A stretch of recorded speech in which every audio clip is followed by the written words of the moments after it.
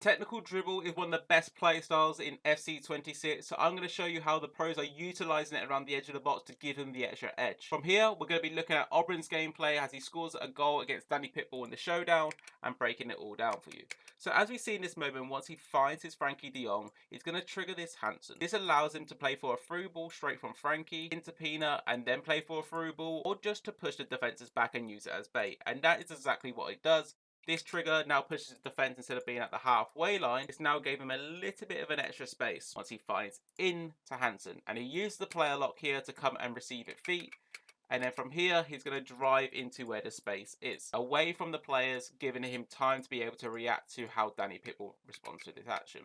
Once he finds the space, he's going to re-trigger Frankie de Jong to go on the overlap. He's going to create the confusion for Danny. Is he going to play back out wide, or is he just going to use it as bait? The bait, again, is going to push the defensive line from being here all the way back to here, depending when we eventually actually play it. And this is what Obran does. He uses it as bait, pretending that he's going to play to it by even looking up to him. And now, as we see, the defensive line now is dropped back, and it's going to put us closer towards the goal. From here, we find Bonmanti.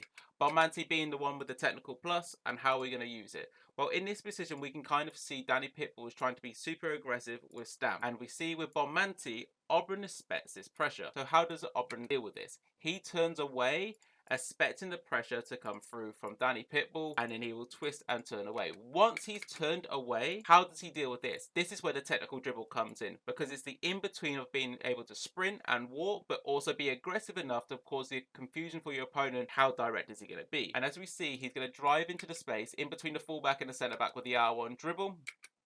And he actually even bursts away from Saliba in this moment and can easily shoot for a low driven. But what Obran does, he expects that Danny Pitbull is going to try and recover this precision with his Saliba trying to drop him into here and overcommit to try and block the shot. So what does the Obran do? He turns again, letting go of R1 dribble, now back into the left stick. And then once he turns, he's going to use the R1 dribble again to keep the ball under control and be able to push himself away from Danny, which is going to again push Danny into a spot where he feels like he needs to recover, because it's an easy shooting angle again for Obran. Once again, he turns and twists away, letting go of R1 dribble so he can play, and then he can just easily use Danny Pitbull being out of position and just low driven it into the far corner. This is how pros are using the technical dribble to give them the extra edge around the box.